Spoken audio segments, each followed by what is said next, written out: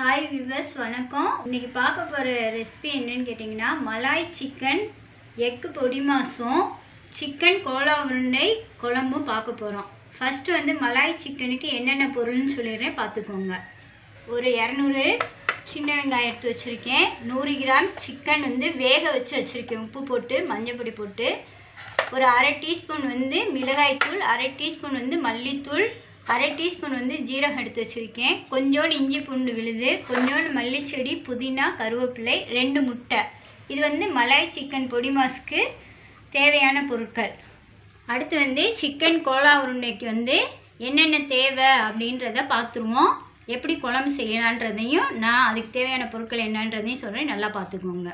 பாருங்கள், 1 ஸ்பூன் வந்து சோம்பு, 1 ஸ்பூன் ஜீரகம், அரை டீஸ்பூன் கசகசா, 2 ஏலக்காய், 2 கிராம்பு, கொஞ்சோண்டு பட்டை, 3 சின்ன அன்னாச்சி பூ எடுத்திருக்கேன். 1 ஸ்பூன் வந்து பொரிகடலை எடுத்து வச்சுருக்கேன். 1 பிரிஞ்சி இலையை பிச்சு வச்சுருக்கேன்.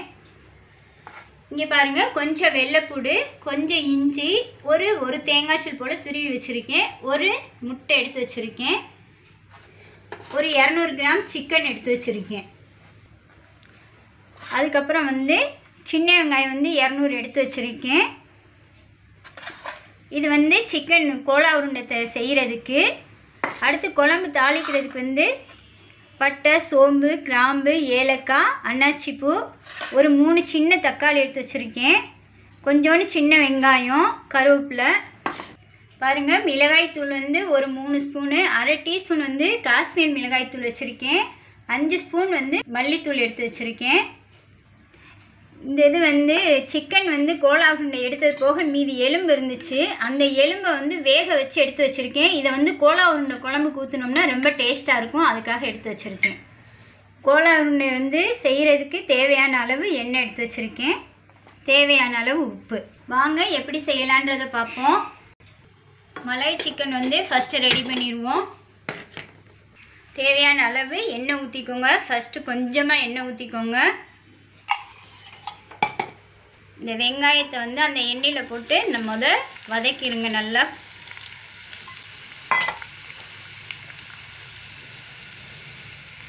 கொஞ்சோண்டு புதினா சேர்த்துக்கோங்க, கொஞ்சோண்டு மல்லிச்செடி, கொஞ்சமாக கருவேப்பிலை சேர்த்து வதக்குங்க. பாருங்கள், வெங்காயம் கொஞ்சம் வதங்கிருச்சு. இந்த ஸ்டேஜில் வந்து இந்த வெங்காயத்துக்கு தேவையான அளவு உப்பு போட்டுருங்க.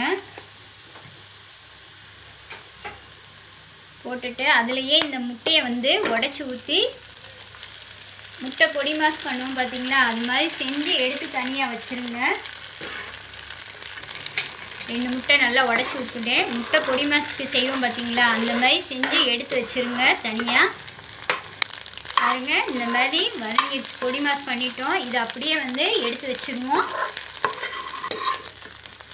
கொஞ்சோண்டு அடுத்து எண்ணெய் ஊற்றிக்கோங்க, கொஞ்சமாக ஊற்றிக்கோங்க, நிறையா வேண்டாம். பாருங்கள், வேக வச்சு உப்பு போட்டு வேக வச்சுருக்கேன், மஞ்சள் பொடி போட்டு. அந்த சிக்கனை இந்த எண்ணெயில் அப்படியே போட்டுருங்க.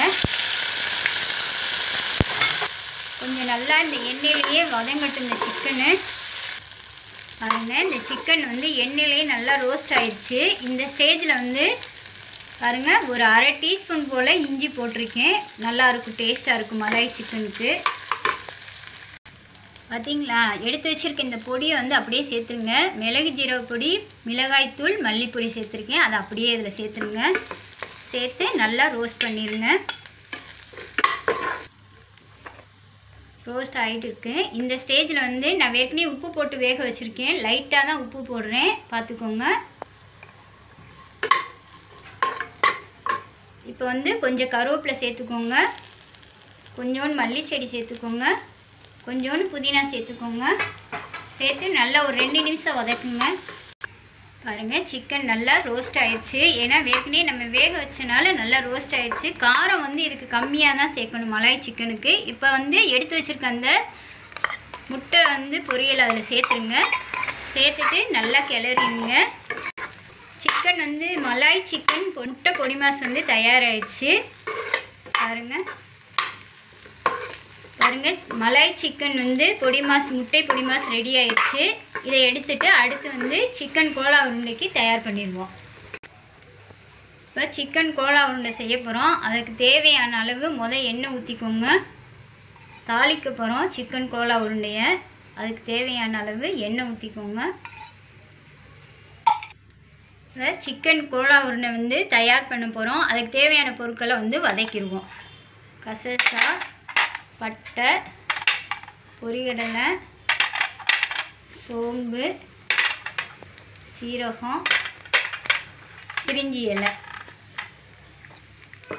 போட்டு நல்லா வதக்கிடுங்க.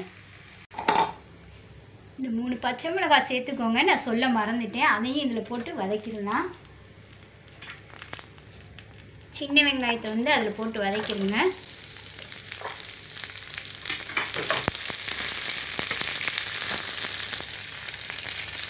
இஞ்சி பூண்டு அதோடு சேர்த்து நல்லா பொன்னிறமாக வதங்கட்டும்.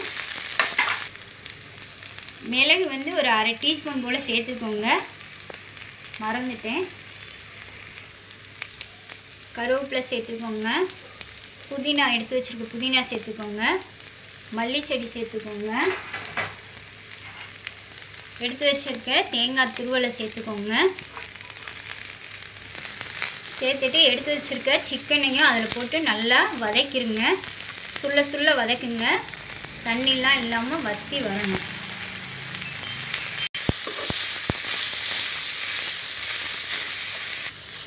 சிக்கன் கோலா உருண்டைக்கு அந்த கறி வெங்காயம் எல்லாமே நல்லா வதங்கிருச்சு. இப்போ இதுக்கு தேவையான அளவு உப்பு சேர்த்துக்குருவோம். இந்த அளவு உப்பு போடுங்க போதும்.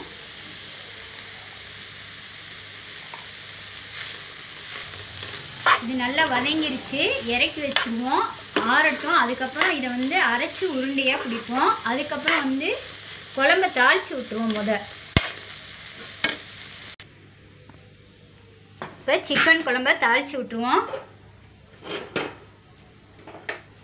அதுக்கு தேவையான அளவு எண்ணெய் ஊற்றிக்கோங்க. இந்த தாளிக்கிறதுக்கு தேவையான பொருட்களை சேர்த்துக்கோங்க. பட்டை சோம்பெல்லாம் பொரிஞ்சிருச்சு, கருவேப்பிலை போட்டுக்கிடுவோம். வெங்காயம் போட்டுக்கிடுவோம். நல்லா பொன்னிறமாக வதங்கட்டும். வெங்காயம் வதங்கிருச்சு. எடுத்து வச்சுருக்க இஞ்சி பூண்டு அதில் சேர்த்துக்கோங்க. சேர்த்து நல்லா பச்சை வாசனை போகிற வரையும் வதக்குங்க.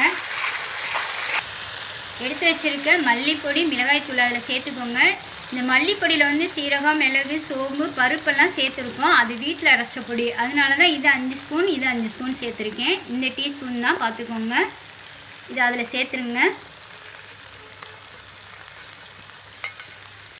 இப்போ மசாலா வதங்கிருச்சு பார்த்தீங்களா.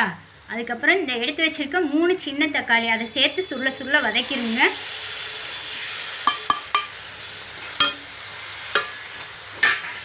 இதுக்கு தேவையான அளவு உப்பு சேர்த்துக்கிடுவோம்.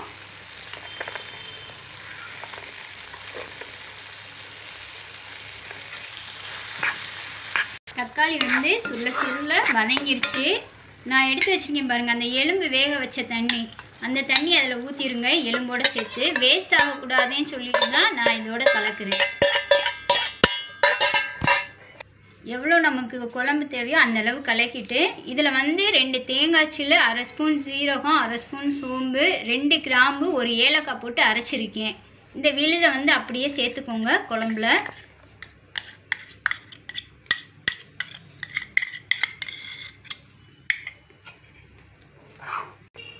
குழம்பு கொதிக்கட்டும்.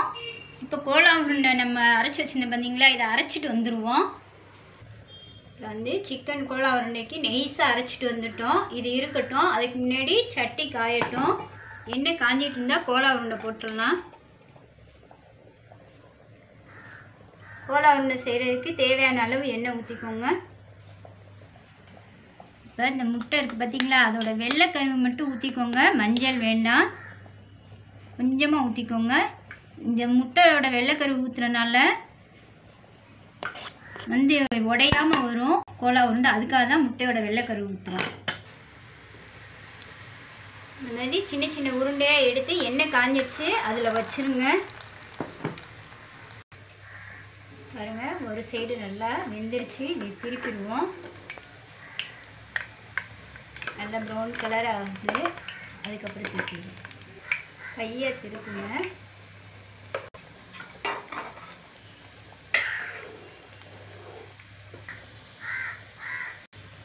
வாங்க, இந்த கோலா உருண்டை வந்து ரெடி ஆயிடுச்சு. இனி எடுத்துருவோம்.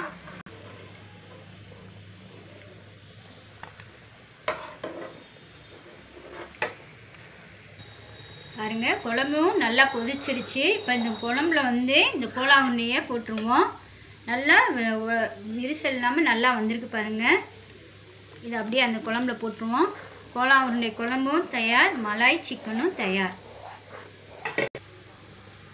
நல்லா குழம்பு ஒரு 2 நிமிஷம் கொதிச்சா போதும். உருண்டை போட்ட பிறகு கோலா உருண்டை குழம்பு வந்து ரெடி ஆயிடுச்சு. இறக்கிடலாம். பாருங்க, கோலா உருண்டை குழம்பு ரெடி, மலாய் சிக்கன் ரெடி. இந்த கோலா உருண்டை வந்து குழம்புல போட்டது போக மீதி இருக்குது. இதை அப்படியே சாப்பிட்டுக்கலாம், அதனால் வச்சுருக்கேன். லைக் பண்ணுங்கள், சப்ஸ்கிரைப் பண்ணுங்கள், மறக்காமல் பெல் ஐக்கானை கிளிக் பண்ணுங்கள்.